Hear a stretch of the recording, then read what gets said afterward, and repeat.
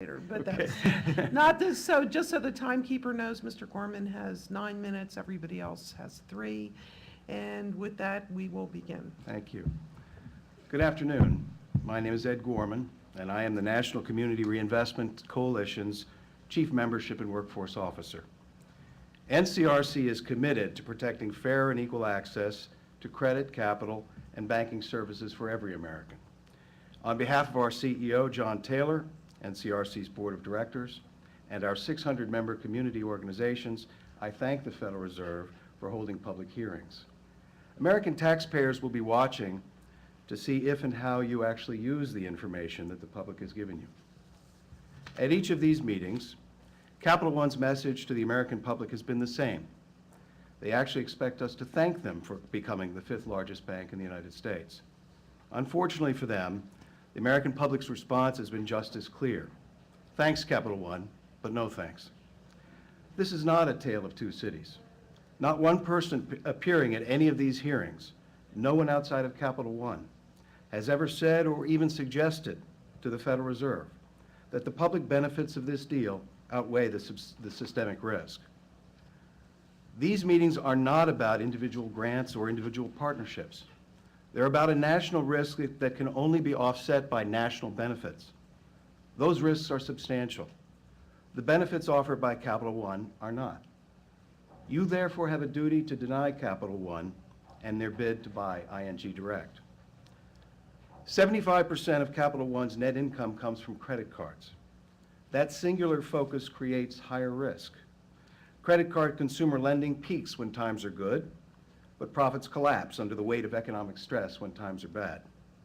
Providian, NextCard, Metris, and Advanta Bank are but a few examples. Capital One suggests that it is not a monoline by pointing out that only a quarter of its assets are credit cards, but that point backfires. The fact that Capital One earns 75% of its income from 25% of its assets only proves that it is, in fact, a credit card monoline, one that is overwhelmingly dependent on its credit cards for profits. It also sheds light on a fundamental weakness. Capital One's risky and subprime credit cards generate stellar earnings that are 3 times the size of its asset base. That is fact, not hyperbole. And if the other 75% of Capital One's assets account for only 25% of its earnings, it must mean that Capital One does not know how to make basic banking profitable. Capital One cannot figure out how to make a loan to a mom-and-pop bakery, how to originate a fixed-rate mortgage loan to a young family, or, unlike other banking institutions, how to serve the American public's core banking needs and still make a profit. How then can anyone be sure that Capital One won't fail and send the bill to the American taxpayer? At the last meeting, Capital One attempted to downplay the risk from its securitizing activity. Counsel Finneran said that the bank has not issued any new credit card securities since 2009. Unfortunately for him, there are a few holes in that argument. Saying that you stopped issuing new securities in 2009 just doesn't mean much when 76.4% of your credit card portfolio is already securitized. And it certainly doesn't mean much when almost $39 billion, or 20% of the current outstanding market for credit card securities, still belongs to you. The whole truth is that the entire market for credit card securities came to a halt in 2009. That means Capital One's actions were a result of external forces, not internal decision-making. Nearly 1/3 of Capital One's credit card portfolio is subprime, and it is the nation's largest subprime auto lender. If you approve this deal, you make it possible for Capital One to buy HSBC's credit card portfolio. The subprime number will only get bigger. Numbers 1 and 2 are combining here, and Capital One will be the only significant subprime credit card issuer in the United States. Despite repeated warnings from NCRC and other consumer groups, federal regulators failed to guard against predatory subprime mortgage products. The American public is still paying for that mistake today. Ask yourself this: is the Federal Reserve really prepared to turn a blind eye again to watch a new subprime crisis unfold? The growth of Capital One comes at a cost that American taxpayers simply cannot afford. Make no mistake, there is a significant systemic risk posed by this transaction. In the face of this kind of substantial risk, what has Capital One offered as public benefits? Capital One says that a key public benefit is job creation. The bank promises to offer 3,600 jobs by the end of the year and another 500 jobs in Delaware. But before you count those jobs as a public benefit, it might be helpful to know the whole truth.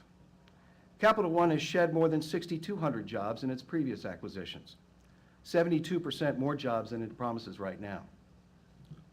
What was the public benefit there? Apparently, it was also job creation for the people of India. That's where Capital One outsourced many of those jobs that Americans lost. And what about these new jobs in Delaware?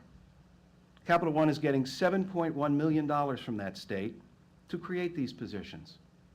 That's a $14,000 per job taxpayer-funded subsidy. Is that what Capital One means by public benefit? That the public pays for the benefit? Capital One's job creation claims have no credibility. Capital One also says that the public benefits from this deal because of its recent pledge of $180 billion over the next 10 years. But nearly 60%, or $104 billion of this so-called commitment, is the same high-risk credit cards and subprime auto loans that Capital One already peddles. Capital One's pledge lacks any accountability. There is no mechanism to verify, and Capital One gives us no basis for trust. In fact, Capital One has already left the door open to shrinking the value of its pledge if there are, quote, fluctuating market conditions. When all is said and done, the only thing the public gets out of Capital One acquisition of ING Direct are more credit cards. By any measurement, the so-called public benefit doesn't come close to outweighing the increased risk. We don't need a monoline, rife with subprime and securitized credit card assets, to become the 5th largest bank in the United States. That is a risk the American people and the American financial system simply cannot afford. Thanks, but no thanks. I appreciate the opportunity to speak, and I'm happy to answer questions. And now I'd like to introduce Donna Bransford, who will speak on behalf of our board member, Jean Ortega. Thank you.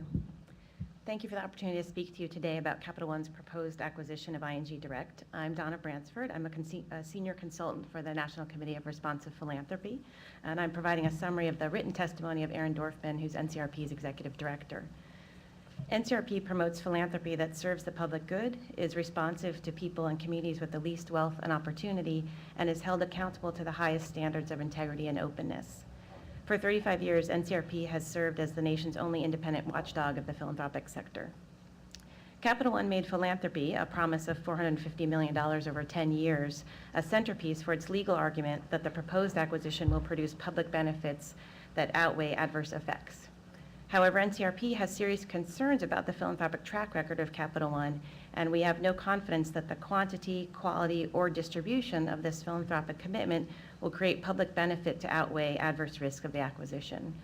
First, Capital One has a track record of giving at levels far lower than its peers, and there is no mechanism in place to hold them accountable to the promise they've made.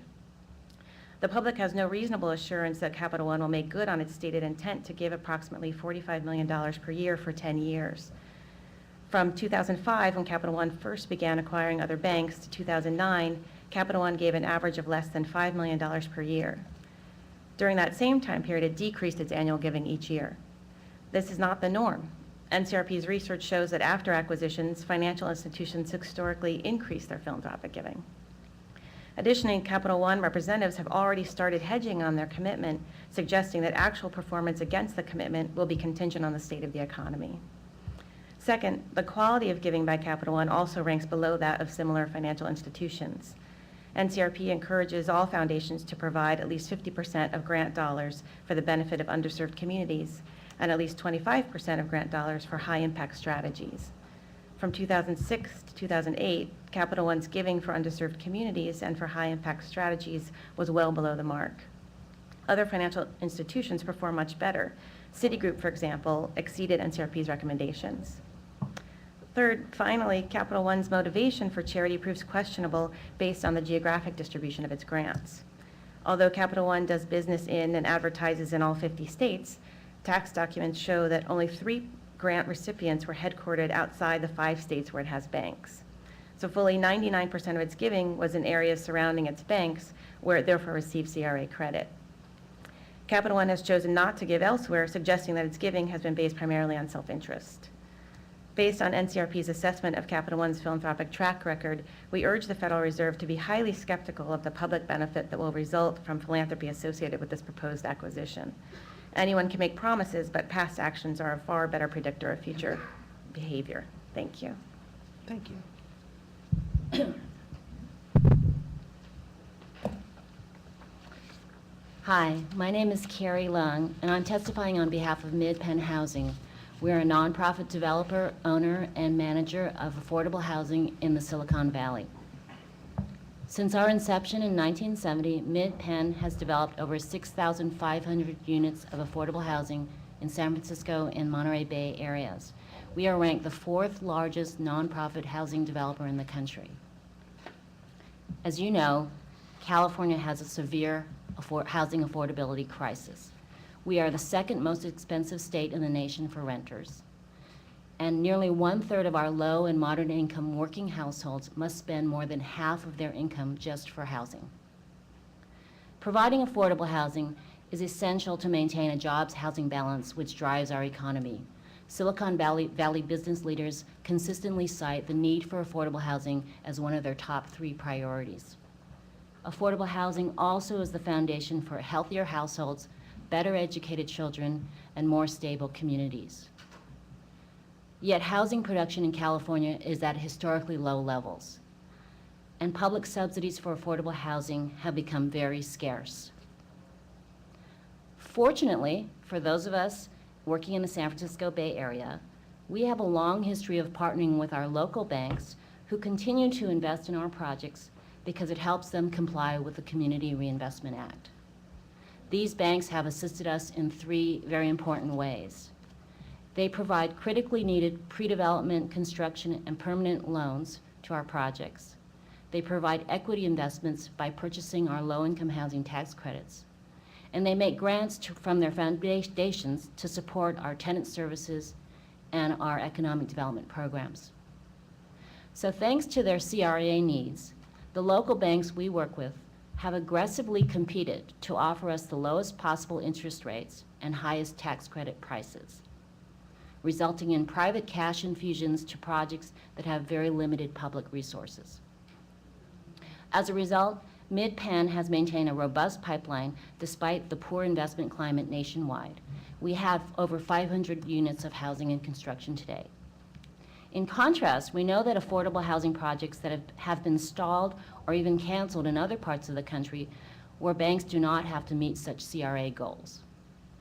So our experience leads us to conclude that the Federal Reserve could actually weaken our ability to provide much-needed affordable housing in California if it were to permit Capital One and Indirect to become the nation's 5th largest bank without having any responsibility to reinvest in the California communities from which it draws its deposits. To the extent that this new banking entity encroaches on the market share held by our local banks, it could diminish one of the few private resources we have for funding affordable housing in the San Francisco Bay Area. So we urge you to take this opportunity to increase bank investment in affordable housing in California. Thank you.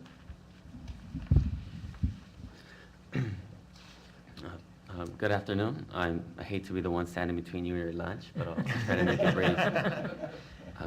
Thank you for the opportunity to address you today. My name is Daniel Rodriguez, and I'm the Director of the Community Wealth Department at the East LA Community Corporation. I'm here to express serious concerns in regards to the proposed Capital One acquisition of ING. We believe that any potential merger of such large financial institutions should include a commitment to invest in California's low-income communities through CRA requirements. According to the California Reinvestment Coalition, Capital One and ING made 10% of their combined $1.7 billion in profits from California customers. The East LA Community Corporation is a nonprofit 501c3 community development organization.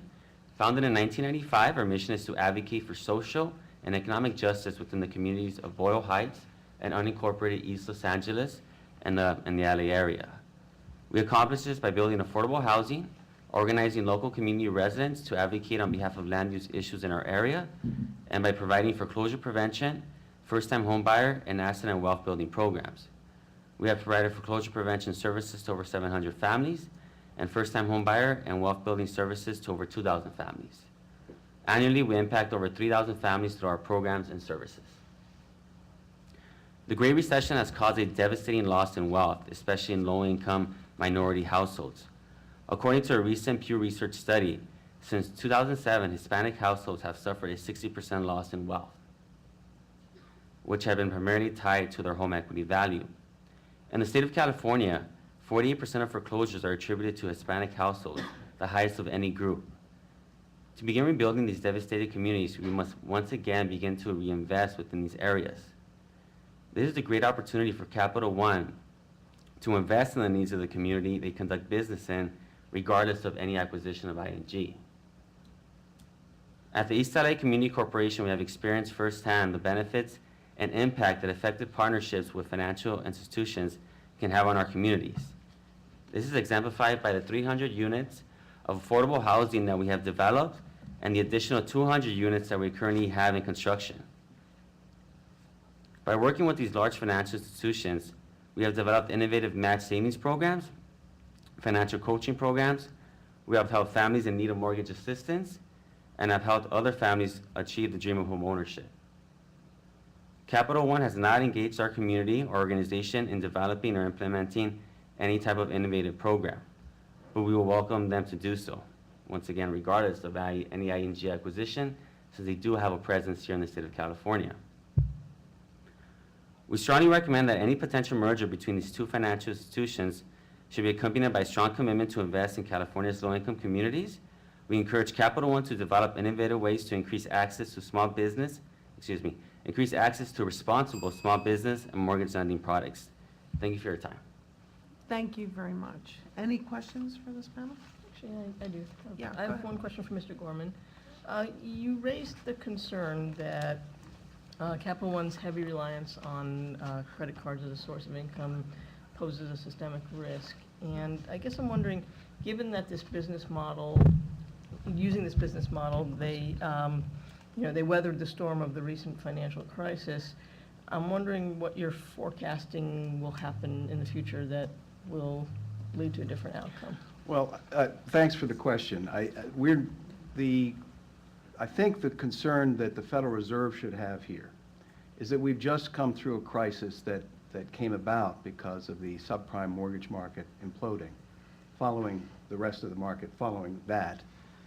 We think credit cards may be the next bubble ready to burst, and we're concerned about the inflation of that bubble. So when you're combining not only ING and Capital One, but with HSBC's credit cards on the horizon, we think that exacerbates the problem, combining numbers 1 and 2 in this market. And we're concerned that the credit card market may be the next to go. Thank you. Thank you. Anything else? Thank you very much for your testimony. Thank you. We will now take a break. We're going to shorten it just a little bit. We're going to